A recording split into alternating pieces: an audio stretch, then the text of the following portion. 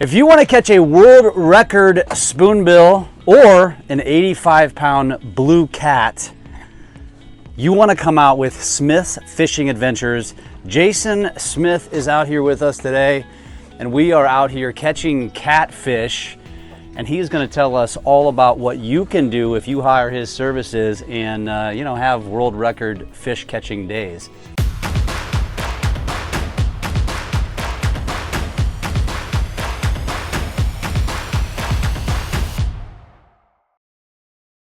All right, this is the third time we've set the microphone, set the camera up to do this interview, because every time we do it, we get a fish on. Catching some fish. Jason, thanks for having us, man. Yeah, no problem. Thanks for coming. So we are here at about the 70-ish mile marker? Yeah, we're in the low 70s right now. And we have been out here since 7 a.m. and we're doing catfishing today. Now, this all came about because I did a post about the world record spoonbill paddlefish. As we learned from that post, everybody says in Missouri we call them spoonbill. We call them spoonbill here, yep. So you have a fishing excursion business called Smith Fishing Adventures. Correct. Right? And you're based out of Warsaw, Missouri. Yep. So if you're not familiar with the Lake of the Ozarks, Warsaw is the other end of the lake. Everybody's familiar with Bagnall. Yep. Which is where all the action is. You're up in the quiet side, effectively. I'm in the fishing side, we call it. The fishing side, yes. I love it. So, tell us the story, man. What made you get into doing this? I kind of fell into it, a lot of passion, and I guess I'm pretty good at it. So people wanted to start paying me for fishing, and I had a need to retire at the lake and be able to work for myself down here, and I've been self-employed for 15 years now, and couldn't imagine going to work for someone else, and this is a way for me to accomplish all those goals. So. That's awesome. And so, catfish. We're catfishing today. The first thing I asked you when we connected was, are we going to go bass fishing? Because it's just, I guess, that's the sexy thing you see on TV. That's what everybody thinks. And right there, catch fish. We got another fish on. We got a fish on. There we're you gonna, go, we're gonna have to pause this for a second, and we're gonna go. Is he still there? Keep reeling. Feel him out there? All right, so as I mentioned before we got interrupted by another fish, not bass, you're doing catfish, you do crappie, and of course we know about the spoonbill. So maybe talk us a little bit about that. So let's actually stay on the spoonbill first, okay, because spoonbill season is very it's a tight window. Yeah, March 15th to April 30th. It just ended 4 days ago now. Okay, so at the time of this recording, we're on May 4th right now, and we are catfishing. You said that the crappie season really kicks up in a couple of weeks. For me, yes. Yeah. For you, yep. Okay. And so if somebody is looking to come down here to the lake and do fishing, give us the times of year that are the optimal for each species that you fish for. All right. Pretty much I fish, we'll just start with right now, starting May 1st. We just came out of spoonbill season. I only spoonbill fish from March 15th through April 30th. Mm-hmm. I do offer combo trips where we go spoonbill and catfishing, or spoonbill and crappie fishing. I also, after May 1st, I primarily target blue cat for about the first 3 to 4 weeks until about June 1st. Once we hit June 1st, I go to crappie trolling. And walleye trolling. I fish for walleye also on Lake of the Ozarks in Truman. So I do crappie trolling and walleye trolling until about August, and then after August I get back into blue cat fishing. And then I blue cat all the way through winter, all the way till March 15th again, snagging season. I also offer some winter crappie trips as well. Awesome. Winter crappie. Okay, so if I was watching this and thought to myself, okay, Jason, what is the optimal time, because you mentioned this to us, like guaranteed time I can come down here, book you, and we are going to have a heyday of catching fish? When is that? The funny thing is, it is January, February, and March. It's interesting. So when the coldest weather is whenever blue cat is absolutely on fire, and really the blue cat fishing is good all the way through the middle of May, end of May, but that winter bite, all the fish in the whole lake congregate in these huge schools of fish, all the bait congregate, and we can go out there, and I've had 100 fish in 4-hour days during that time of the year. Wow. So we do good during snagging season and stuff too with combo trips, but really the heyday of my blue cat years anytime after January 1. That's amazing. So, and then let's go back to the spoonbill. I mean, I think that's kind of that's a species, first of all, that if you're not familiar with it, you look at that fish and it looks kind of scary looking. It's very prehistoric. Yes. Yeah, you know, it's a no-bone fish. It's our largest fish in our waters, and it eats the smallest thing. It eats plankton. It doesn't, yeah, it doesn't eat, right. It's a bottom feeder, effectively, right? For the people that are watching this that don't know about our spoonbill, a couple facts is our spoonbill are stocked for us to do this in this lake. It is natural to the river that made this lake, but because we're dammed at both ends, they have to stock those fish in here for us to enjoy paddle fishing. Second thing about that fish is they eat plankton and little bitty insects, and the biggest fish in our waters eat the smallest things. So we can't catch them with standard baits and artificial lures. You have to snag these fish. With that being said, it's very good table fare. I mean, it's pretty good eating. You can grill them, you can smoke them. Any way you can cook pork, you can cook a spoonbill. People fry them just like fish. It's a really very versatile fish to eat. That's pretty amazing. And they're not chasing lures. Nope. They're not chasing food in that sense. So how do you catch them? We snag them with hooks. So 3 standard ways to catch paddlefish. Number 1. You put lead on the bottom, you got a couple treble hooks up your line, you let it bounce off the bottom and you pull as you're moving slowly through the water. And you pull, and you pull. Second way, the way we do it now, most guides, we run what are called dipsy divers. It goes on the end of our line, it actually pulls our line down and our hooks are above that, and we drive around in our boats until we hit them. And then the newest thing is live scoping them. We can actually chase them down with a live scope, pitch hooks out in front of them, watch the fish swim, get our hooks in the right spot, and pull and snag these fish. Wow. But it's the only way we can harvest these fish out of these waters. So. Got it. And so again, I'm not kidding. World record fish was caught in March, mid-March. And so what again, I asked you, I said, when you brought it up, did you know you had something special? Not till we got to the side of the boat. Once we got it to the side of the boat, we knew. I had suspicion we had caught a Missouri state record at least.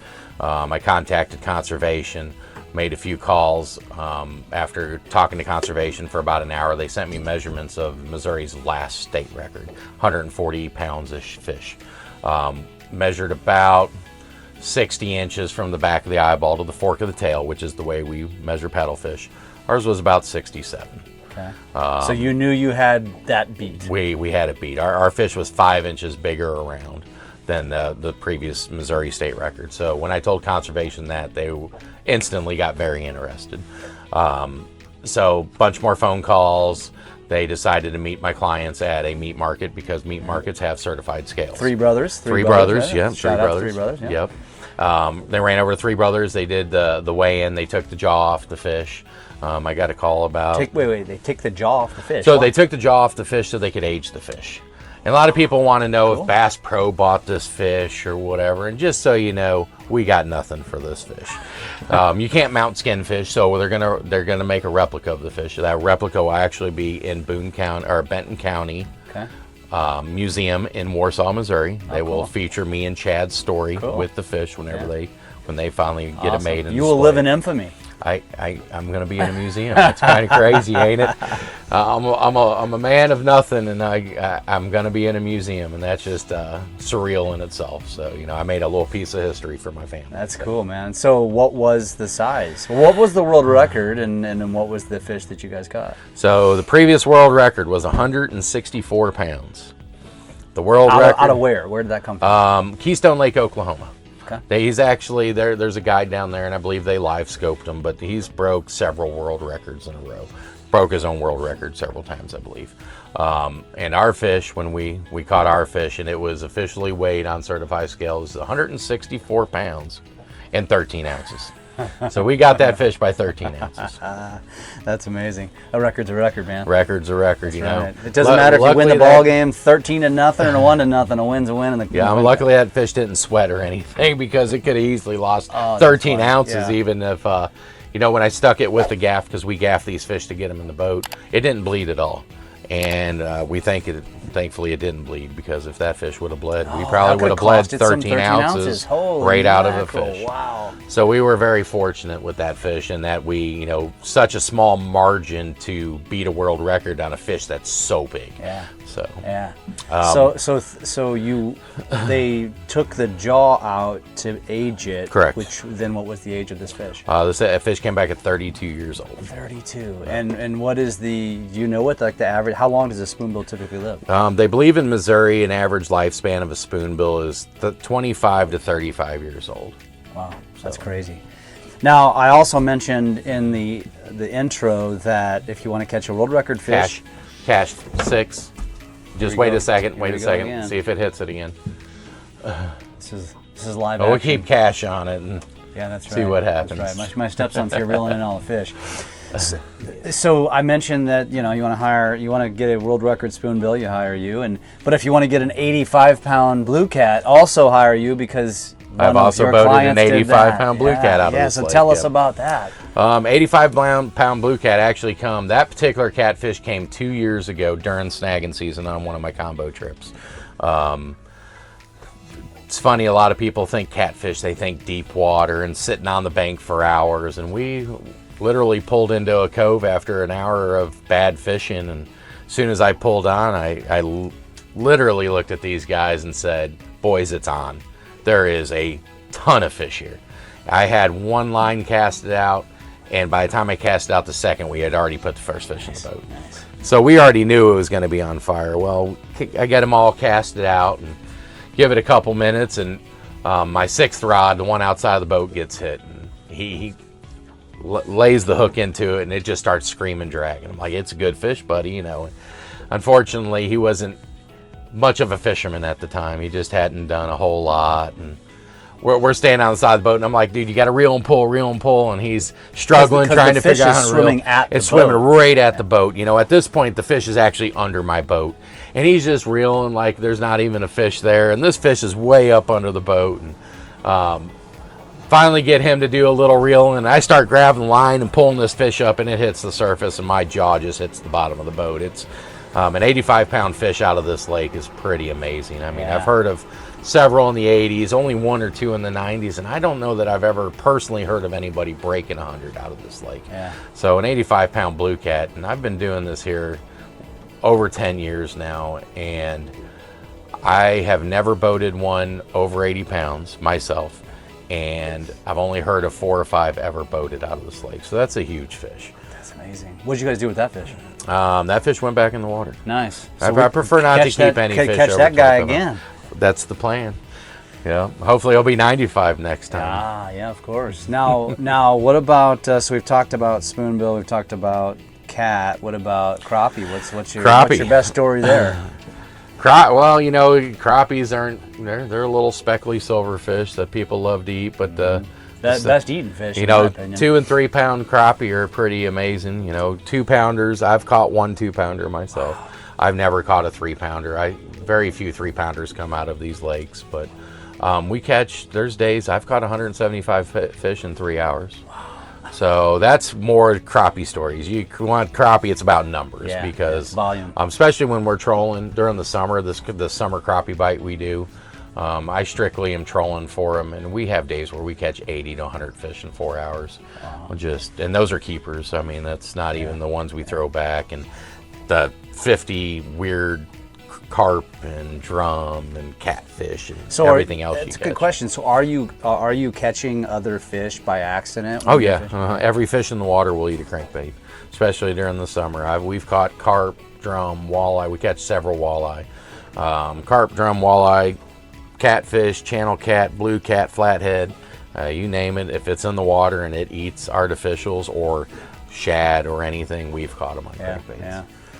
So, here we are, we're at the Lake of the Ozarks. Obviously, if you're on this channel, you already know this. But for those of you that aren't Lake of the Ozarkers, I don't think people realize how amazing of a fishing lake this is. Because when you associate Lake of the Ozarks, it's the Netflix show, or it's probably go fast boats, big boats, party cove. Party cove, yeah. But this is one of the more underrated, in my opinion, I would think, fishing lakes in the country. I think we are blessed to have such an amazing fishery. both Lake of the Ozarks and Truman Lake, which feeds Lake of the Ozarks, have amazing amounts of fish. I've caught 100 blue cat in 4 hours. I've caught 100 crappie in 4 hours. I mean, and I fished all over the U.S. and probably some of the most amazing fishing is right here in our backyard. It's amazing. That's really cool. So the last thing I will say to that too is, because again, we're up on about the 70-mile marker.